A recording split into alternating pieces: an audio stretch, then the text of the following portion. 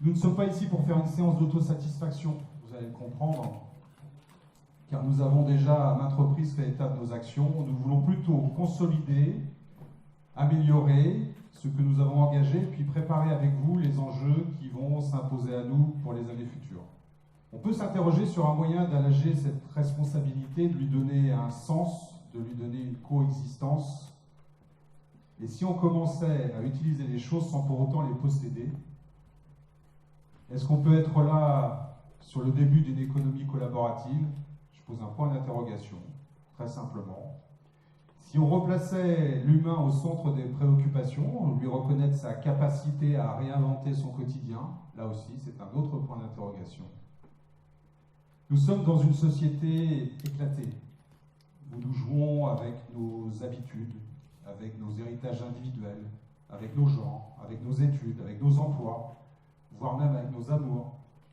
Et l'optimisme individuel est beaucoup plus puissant que l'optimisme collectif. Produire du bien commun, insuffler un désir de progrès, de partage. Voilà vers quoi il nous faut aller, et une façon de le faire est de partir du local, pour rendre à l'espace public sa fonction première qui est de favoriser la rencontre. On a le droit de rêver sa ville, on a encore plus le droit d'y bien vivre. Nous croyons de plus en plus à cette dimension du travail en commun, de la collaboration élu-citoyen. C'est une dynamique qui enrichit la réflexion pour donner tout son sens au bien commun. Notre objectif est bien de changer le rapport du pouvoir aux citoyens. Interrogez-vous sur ce que nous pourrons mettre en œuvre collectivement, sur les idées qui alimenteront nos réflexions, sur les partenariats qu'il nous appartient de renforcer et de développer. Alors vous êtes ici ce soir pour deux choses. La première, c'est vous informer sur l'étude en cours de la dynamisation du centre-ville, mais également pour nous accompagner dans nos réflexions et dans les choix que nous aurons à opérer pour le Blain de demain. Ce qui compte désormais, sur la vidéo je le dis, c'est de faire ensemble et de faire autrement. C'est une confiance réciproque, élu-citoyen. Nous allons avoir dans un premier temps une présentation par le cabinet Magnum, qui est en charge de cette étude, et ça va durer à peu près 30-40 minutes. Sur ces 30-40 minutes, vous allez pouvoir échanger, poser des questions. On est là pour y répondre. Et dans un deuxième temps, ça va nous amener à peu près entre 21h et 21h15, vous avez sur chaque table des thèmes. Ces thèmes, je vais vous inviter à débattre, très simplement, sur des exemples concrets de choses qui sont réalisées, échecs, succès, peu importe. L'idée, c'est de voir de quelle manière on va progresser ensemble sur les sujets qui vont de l'intercommunalité au social, à la culture, à l'économie, la vie associative. Vous allez les voir sur chaque table. Vous avez 3 thèmes sur certaines tables, 4 sur d'autres. L'idée, c'est d'échanger pendant un quart d'heure et de faire émerger un esprit de proposition. On va, sur ces 4 fois un quart d'heure, arriver au bout d'une heure. On sera là pas loin des 22h, des 22h15. Et je vous proposerai de faire un retour. Alors, on a des élus sur chaque table, pour mettre en évidence ce que vous avez retenu, vous, sur cette heure d'échange au travers de votre table. Alors ça va peut-être créer un petit peu de brouhaha, ce n'est pas grave. C'est une soirée de rencontre, une soirée d'échange. Et donc, si ça fait du brouhaha, tant mieux, c'est que ça discute, c'est que ça parle, c'est que ça échange. Et puis nous clôturons donc à 22h30. Alors, pour que cette soirée se passe sous les meilleurs auspices, on a prévu un petit peu de boisson et un petit peu à manger, parce que ça va être une longue soirée quand même. Et je vais tout de suite laisser la parole au cabinet Magnum, M. Martin. Alors j'ai à côté de moi Philippe Caillon, donc adjoint Urbain Travaux et Agriculture, qui sera à même de répondre à vos questions, ainsi que Véronique Leborgne, qui est adjointe Commerce, Artisanat, Profession libérale et Centre-Ville, qui sera elle aussi à même de répondre à vos questions sur le premier sujet de la présentation. On va essayer de faire une présentation assez succincte de ce qui est une étude pré-opérationnelle. Ça veut dire quoi une étude pré-opérationnelle? C'est une perspective qu'on a. Cette perspective, c'est les pistes que l'on a pu voir sur tout ce territoire du centre-ville. On va en donner les délimitations tout à l'heure. Et ce qu'on peut y faire. Bien évidemment, derrière, tout doit se chiffrer. C'est la deuxième étape. on est dans le préopérationnel, après on passera dans l'opérationnel. Donc c'est cette première chose qu'on va vous présenter ce soir, et puis eh bien, on est là pour répondre à vos questions. Je laisse tout de suite la parole à M. Martin. Merci Monsieur le maire. Bonsoir. Donc on va rentrer un peu dans le vif du sujet. Une étude préopérationnelle, oui, effectivement, c'est-à-dire que nous, quand on est arrivé à Blain, en fait, on s'est un peu posé la question de savoir où c'était finalement un peu aussi l'emprise du sujet. On a été appelé pour une question de centre-ville. Finalement, assez vite, on est obligé de replacer toujours les éléments dans un contexte. Et ce contexte, en fait, nous a fait nous intéresser un peu à Blain dans son territoire un peu central, un peu central finalement, dans ce grand territoire au nord de Nantes et de Saint-Nazaire. Et puis, sur ces réseaux de déplacement. Ces réseaux de déplacement, pourquoi? Parce que assez vite, finalement, on s'est aperçu que c'était une commune qui était traversée à la fois par la RD 164, la RN 171, et que cette constellation finalement de villages autour de ce centre-ville était à la fois en réseau, mais que ce réseau était également une de ces problématiques. Une de ces problématiques qui faisait que le centre-ville, du fait finalement de son côté traversé, était compliqué finalement à organiser. Quand on parle d'une ville traversée, on parle essentiellement en fait d'une situation un peu compliquée avec les poids lourds.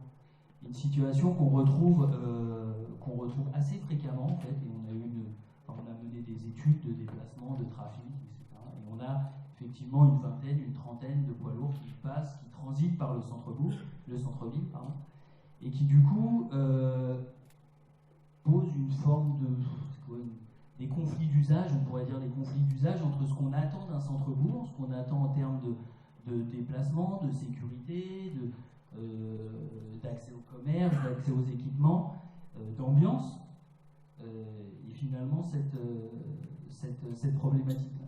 Donc pour nous, il y avait deux sujets par rapport à ça. Il y avait un sujet déjà de centre-ville qui échappait à la question même ou aux limites du centre-ville, c'est-à-dire qui se gérait un peu en amont, et qui était l'idée de comment faire en sorte que les poids lourds peuvent contourner l'agglomération, à quel niveau en amont de la RD 164 et de la RN 171, à quel endroit ça peut se passer, et quelque part c'est pas vraiment notre étude, puisque nous c'est l'étude du centre-ville, mais en tout cas ça en fait partie, on est un peu obligé d'avoir comme ça un espèce d'aller-retour, et à la fois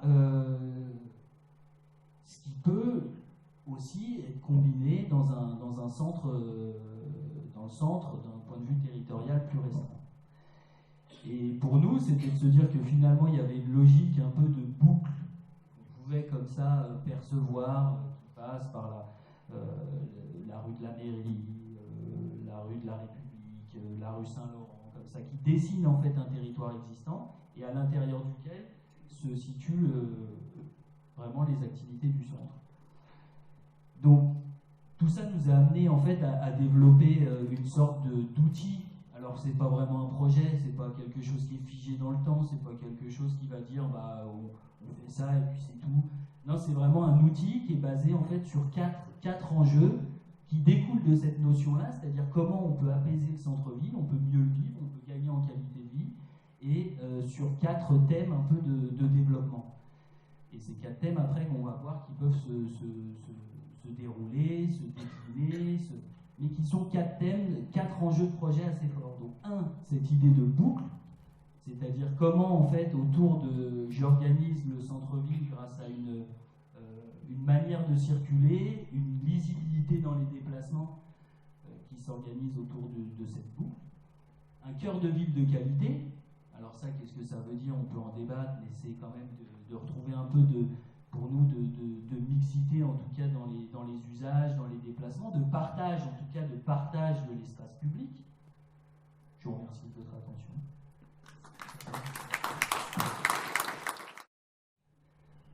C'est le temps pour vous de poser des questions. Donc la première est toujours difficile à poser, je le sais, mais il va falloir quand même que quelqu'un se dévoue pour poser la première. Vous avez des micros sur table. Bonsoir, Dominique, j'ai 50 ans. 50 ans blinoise, ça fait, j'allais dire, 50 ans que j'entends parler de la restructuration du centre-ville, 50 ans qu'on a du mal à pousser une poussette sur un trottoir, 50 ans que les personnes de certain âge ont du mal à déambuler sur le trottoir. Aujourd'hui, on présente quelque chose, ouais, ok, je suis partante. Quand, où, comment les acteurs du centre-ville, je viens, j'en fais partie. Vous en faites partie, tout le monde ne joue pas le jeu, je trouve pas ça logique. Les principaux acteurs ne sont pas forcément là ce soir, c'est bien dommage. Il y a beaucoup de critiques, elles peuvent être négatives ou positives. Et ce soir, il n'y a pratiquement personne en tant que commerçant pour répondre à ce débat. Donc oui, le centre-ville, présenté comme ça, d'accord. Quelle heure d'ouverture? Quelle heure de fermeture? Quel jour de fermeture? La population travaille du lundi au dimanche. Qu'est-ce qu'on leur offre? Qu'est-ce qu'on leur propose? À quel moment? Et il y a également, je faisais partie du conseil de développement, ça fait quelques années, il y avait eu un projet sur la vie du centre-ville. On s'était rendu compte qu'il y avait un certain nombre de pourcentage de personnes extérieures à Blain qui venaient travailler sur Blain, qui veut dire qu'elles étaient libres entre midi et 2 heures. Qu'est-ce qu'on leur propose entre midi et 2 heures? Si une librairie, si une papeterie, si une boulangerie, et je ne citerai pas tous les commerces, sont fermés à ce moment-là, rien d'étonnant que ces personnes-là aillent manger leur sandwich dans un centre-ville, enfin à l'extérieur du centre-ville où on leur propose tout ça. Donc c'est vrai qu'un centre-ville, un commerce, c'est astreignant, j'entends bien. Par contre, on ne décide pas d'être commerçant comme ça. C'est un métier passion, je sais qu'ils donnent beaucoup de leur temps, mais il faut également que les deux jouent aussi bien les commerçants que les acteurs. Voilà, tout simplement. Merci pour cette... alors c'est plutôt un constat qu'une question. Alors, il y a quelques questions à l'intérieur sur le timing, et ça on ne pourra pas y répondre immédiatement, puisqu'il y a tellement de sujets à l'intérieur même de la dynamisation. Mais il y a un sujet qui est extrêmement intéressant sur la déambulation, qui est vraiment majeur, et pour lequel on a une proposition qui fait partie des différentes propositions. J'ai dit il y a 22 slides, mais si on avait voulu faire par le détail, c'était pas une soirée, c'était 2-3 jours d'affilée pour vraiment aller en profondeur. Mettre à niveau les trottoirs par rapport à la chaussée. Vous vivez dans certains endroits, c'est-à-dire qu'il n'y a plus de trottoir en fait. C'est-à-dire on n'a plus qu'une chaussée, simplement on donne plus d'espace à ceux qui déambulent. Ça peut être les poussettes, ça peut être les caddies, ça peut être les personnes à pied, ça peut être etc. etc. Et d'avoir une voie qui soit extrêmement douce. C'est la photo que vous avez sur le côté gauche, qui est un exemple parfait de ce que peut être une nouvelle voie dans le centre-ville. Donc, bien évidemment, ça fait partie des réflexions. Est-ce qu'on doit commencer par là? Est-ce qu'on doit commencer par d'autres sujets? On est dans le caractère d'une étude pré-opérationnelle. Donc, on met sur la table différents éléments de réflexion.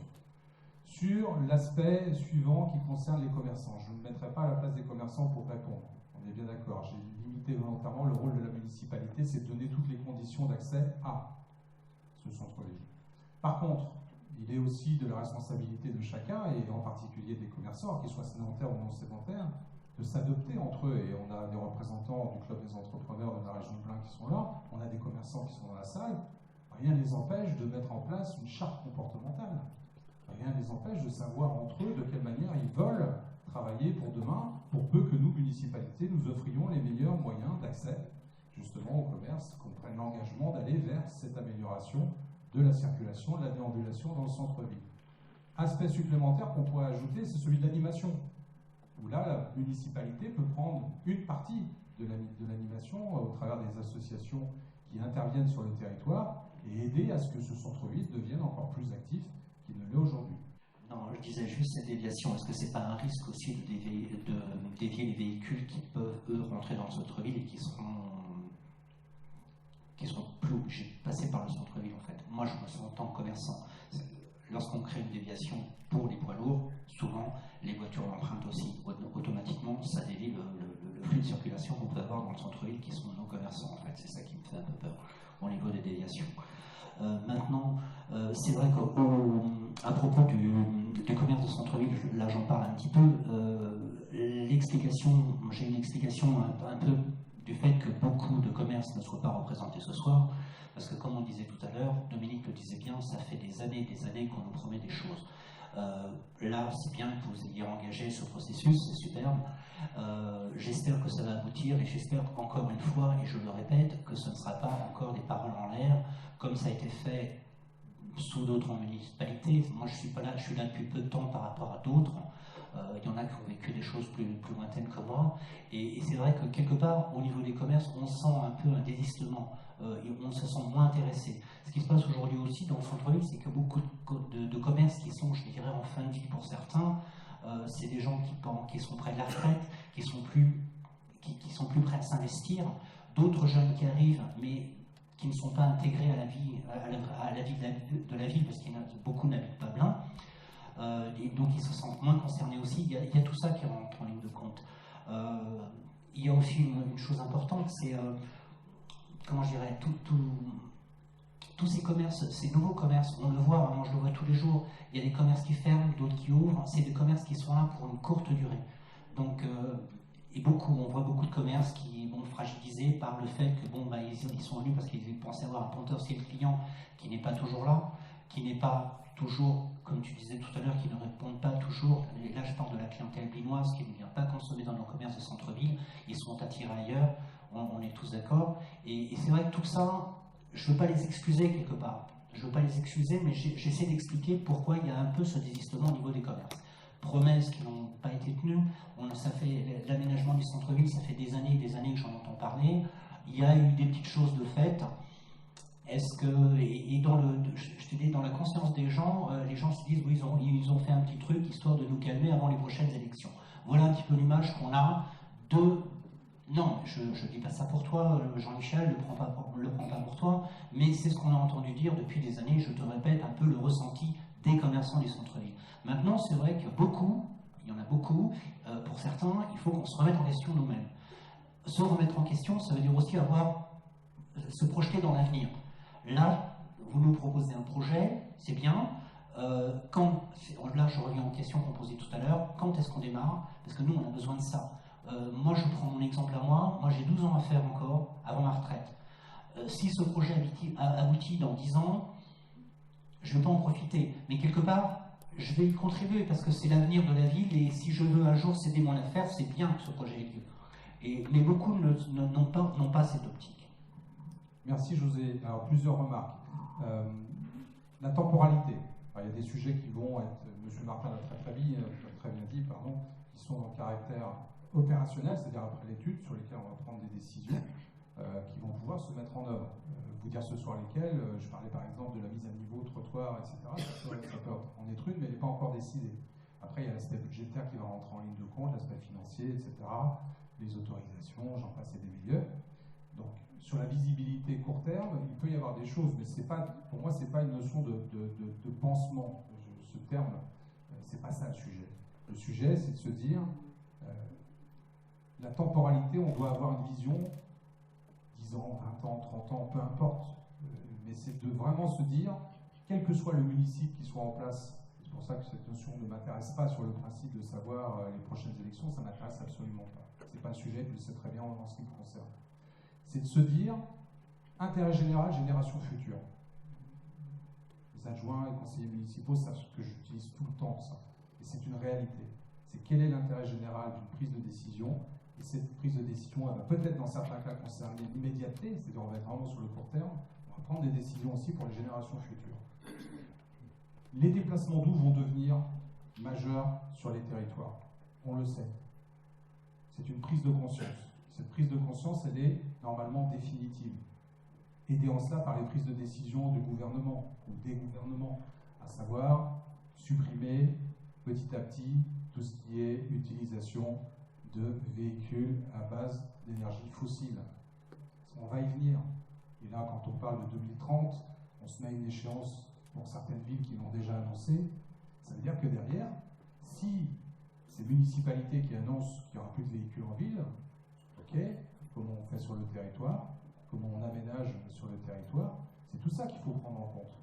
Donc de fait, on a une vision court-termiste, oui, je pense qu'il y a certaines choses qui ont été évoquées qui ne sont pas compliquées en soi. Quand on dit par exemple changer le sens de la rue du Château, c'est pas difficile en soi, c'est de remettre un sens interdit à un endroit qui ne l'est pas aujourd'hui. Et derrière, c'est les conséquences. Est-ce que ça donne une meilleure accessibilité à tel ou tel parking? Est-ce que derrière, ça a créé d'autres problèmes? Donc ça, c'est pas très très compliqué. l'important de cette étude, et ce pourquoi le cabinet a été mandaté, c'est d'envisager toutes les possibilités. Et en étant vraiment, et j'aurais dit encore, sans aucun tabou. Parce qu'il y a des choses que vous avez peut-être vu défiler, sur lesquelles on pourrait se dire, tiens, ça y est, il y a quelque chose dans les tuyaux avec Lidl. Non, il n'y a rien avec Lidl dans les tuyaux. Simplement, on s'imagine à un moment que le Lidl va peut-être quitter le centre-ville parce que leur action va se porter sur une implantation à l'extérieur du centre.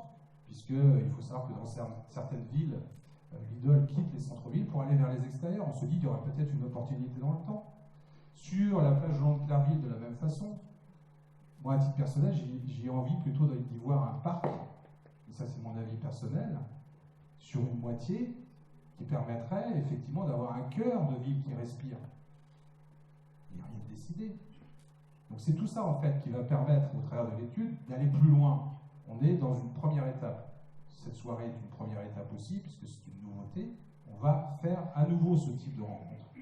On va travailler ensemble et autrement.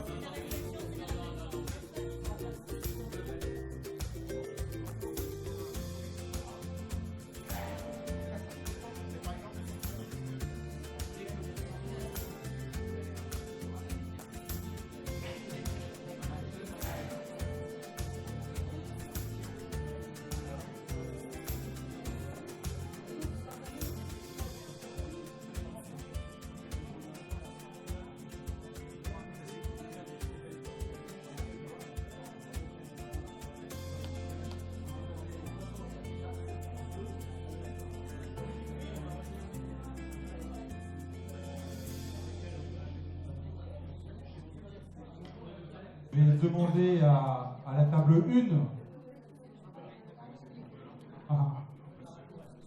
de faire très rapidement une synthèse. Alors, attention, on n'est pas dans l'exhaustif, on n'est pas là pour refaire la soirée dans les propos qui ont été évoqués. Les sujets que nous avions sur table, la sécurité, les relations internationales, la démocratie participative et l'éducation et le scolaire. Beaucoup de points ont été abordés au niveau de la sécurité, avec un petit rappel de voisins vigilants qui a été mis en place, des idées sur l'éclairage également pour la sécurisation de certaines rues. Les relations internationales, donc on a rappelé les villes jumelles avec le dernier jumelage avec Oldenburg et Nolstein. Je m'excuse de l'accent, Rita. Également le projet qui a été fait avec le Collège Saint-Laurent sur Erasmus+, qui a permis à Blain et à Al-Koutim de travailler sur l'appropriation du patrimoine médiéval par le biais de l'informatique et des réseaux sociaux et tous les supports dématérialisés. Conseil de village, conseil des sages avec l'Assemblée des sages, le CESEL. On a un petit peu balayé le rôle de chacun et ce qu'il pouvait y aborder. Voilà un petit peu ce qu'on a parlé. Au niveau de l'école, on a fait un petit point sur André Chédid et Anatole France, puisque c'est de la compétence de la ville, sur la sécurisation, sur des points techniques dans l'établissement.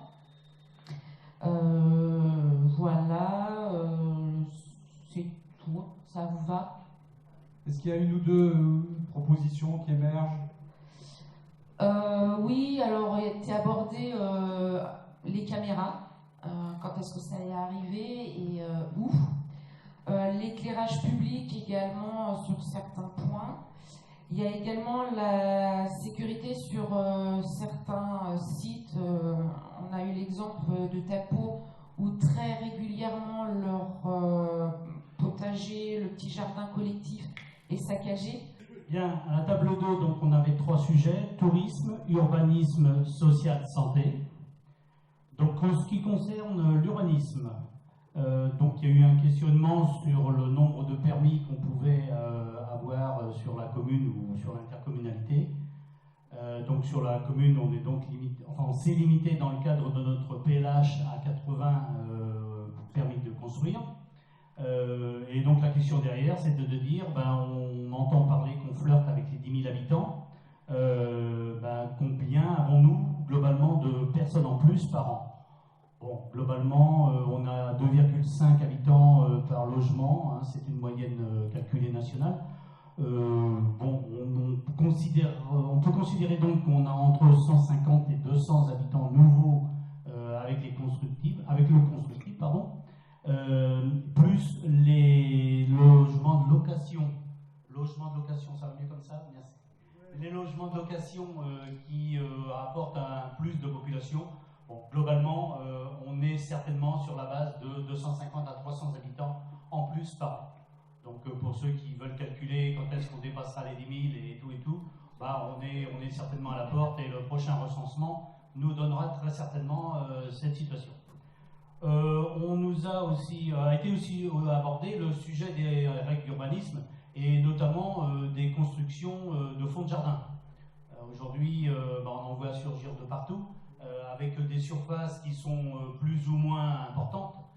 Donc la question, c'est de dire, est-ce que avons-nous des règles quant à la surface qu'on peut utiliser? Eh bien non, aujourd'hui, on peut construire, je vais me permettre l'humour, sur un timbre-poste, parce qu'aujourd'hui, il n'y a pas de limite. Sinon, la surface constructible par rapport à la surface du terrain. Mais ça veut dire quand même qu'on ne peut que posséder de quoi faire sa terrasse. Bien évidemment, sont revenues tout de suite les questions de l'environnement physique, si je puis dire, à commencer par l'état des chaussées, défoncées ici ou là, les futures organisations possibles. Une question précise, ça a été la rue Bizel, par exemple, en rue piétonne demain. Bref, la réponse a plutôt été l'étude qui est en cours, le cabinet Magnum, voilà. Se pose toujours aussi les questions, comme cela a déjà été quelques instants avant, au début de la soirée, l'organisation, la vitesse routière en ville, comment régler tout cela, enfin bref, toutes ces questions qui nous reviennent tout le temps au fond. Également, peut-être aussi là plus précisément, la situation des citoyens qui ont des questions, parce qu'ils sont sur le bord d'une départementale, qui aimeraient bien pouvoir discuter de l'amélioration de quelque chose et finalement, à la mairie de Blain, on les renvoie au département. Donc au fond, pour bien des sujets, est-ce qu'il ne serait pas possible d'avoir une personne plutôt dans un rôle de médiateur où c'est toujours désagréable pour un citoyen dans sa localité de s'entendre dire qu'il faut qu'il aille voir ailleurs. Alors, table 4, nous avions donc 3 sujets également, le centre-ville, le développement durable et l'intercommunalité. Alors, premier sujet abordé, le centre-ville. Nous avons fait différents constats concernant les parkings, concernant la propreté, concernant la zone bleue. Je résume. Concernant les parkings, on remarque un gros problème de signalisation. C'est-à-dire que quand on est blinois, où sont les parkings? Mais quand on est un touriste, quand on ne connaît pas la ville, comment est-ce qu'on va en parking? Eh ben, on a un problème de signalisation. Ensuite, la dimension des places de parking qui ne sont pas toujours adaptées aux petites familles, aux mamans avec des poussettes. Donc peut-être à revoir, Philippe. Peut-être un peu plus de parking handicapé à proximité du centre-ville, comme du côté de la place Réveillère. Voilà. On a parlé également de la zone bleue, donc qui a priori est pratique, qu'on remarque effectivement que ça permet d'éviter les voitures tampons, mais bien sûr à condition que la police municipale fasse de temps en temps une campagne de verbalisation qui ne plaît pas tout le monde, mais qui permet d'éviter que les gens prennent de mauvaises habitudes. On dit aux commerçants, allez vous garer un petit peu plus loin pour que vos clients puissent vous stationner à proximité de votre commerce. N'est-ce pas, José? On va passer à la clôture de cette soirée. Moi, je suis ravi de cette première soirée. C'est une première, donc on ne savait pas du tout, très sincèrement, à quoi on allait s'attendre, à part qu'on avait posé, nous, le mode de fonctionnement. C'est une réussite. C'est grâce à vous, déjà d'une part. C'est un préalable. Pour nous, notre équipe municipale, c'est vraiment jeter les bases d'une façon de faire différente et d'une façon de faire ensemble, d'une façon de faire autrement. Je vous souhaite une bonne fin de soirée, voire une bonne nuit maintenant pour certains. Et puis je vous dis à très bientôt. Encore merci.